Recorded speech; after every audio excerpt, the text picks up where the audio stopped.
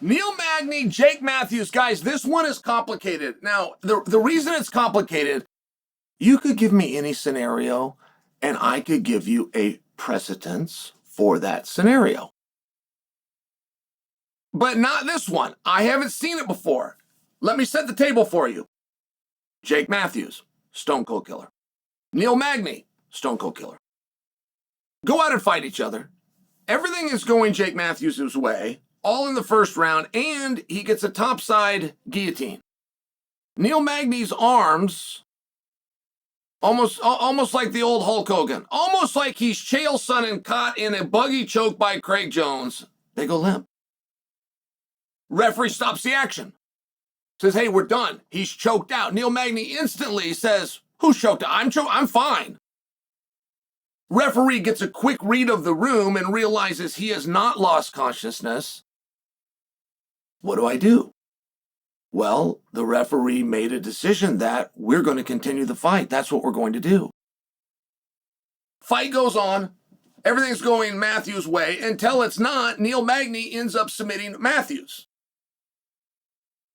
So Neil Magny, who at one point was believed to be ruled the loser by submission, is now being ruled the victor by submission. Now, this is an important one, but I got to stand back without a big opinion. I haven't seen it before. I've seen close. Murillo Bustamante.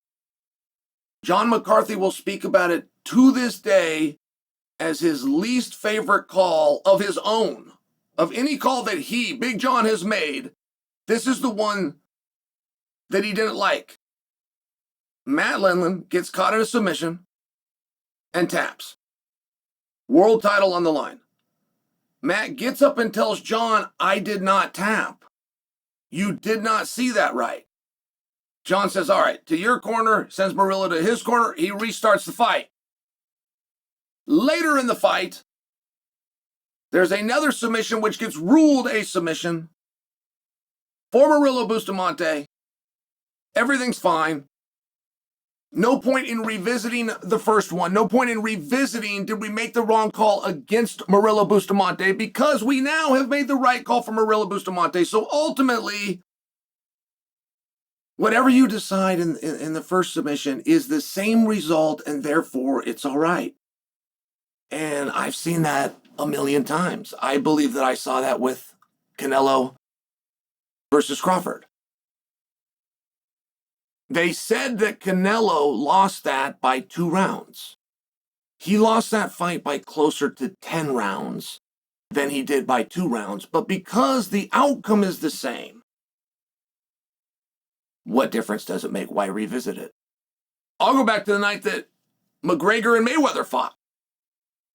Conor won round after round after round after round. The scorecards had it Mayweather. Ultimately, Floyd stops him, TKO in the 10th. So what difference does it make?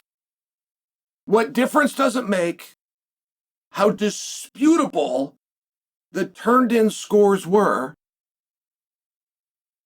since nobody is disputing the outcome because of the way that it finished with a TKO favoring Floyd? And I could just go through so many different scenarios where it goes that way, not where it gets reversed. This is very peculiar.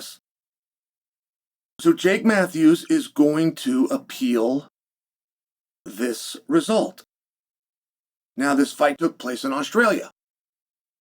So to appeal it, if he actually goes forward with this, he's going to have to do that with the jurisdiction being in Australia, which is tough and it's expensive. And it's frankly unlikely. And it seems as though it's hard to overturn, though we all would be learning something. And I have always believed that the referee's decision is final. But that would not exclude the referee changing his mind, meaning the referee's second opinion is final. Or if he wanted to switch it from that, the referee's third opinion is final. I don't quite know how to interpret the referee's decision being final if he has an argument with himself. Now, of course, that's going to change the way the entire fight plays out. There is such an adrenaline when you get to a dominant position. There is such an adrenaline dump when things go your way. The celebration that you see fighters do, that celebration is not the excitement of victory. That celebration comes completely from relief that this is over, that they didn't blow it. Every fighter at every moment of every contest knows he's one bad decision away from losing. And the other guy doesn't have to do anything to him. The fighter himself is one bad decision away from flicking this whole thing just to get to resolution, just because the anxiety is so high. So I'm sharing for you, if you're in Matthews' spot, you've done your job, and you're led to believe by the highest rating official, known as the referee, that you have done your job successfully and that your job is done. Boy, it's very hard to get up and keep playing. But is it the rule? Does the rule allow for that? Does the rule allow for the referee to make a decision, second guess it, change his own decision, and go on with the contest? I must tell you, I don't know. I haven't seen it before. I don't know that I'm bullish on the idea. I love the idea of Matthews appealing this. I love that because it's a chance for us to learn something. If nothing else, we're going to learn something.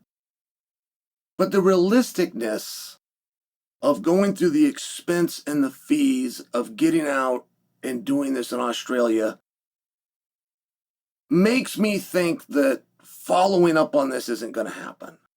But I do have the next best thing, and I'll say out loud what I'm sure you guys are thinking, which is that we take Jake Matthews and we take Neil Magny and we simply do a rematch.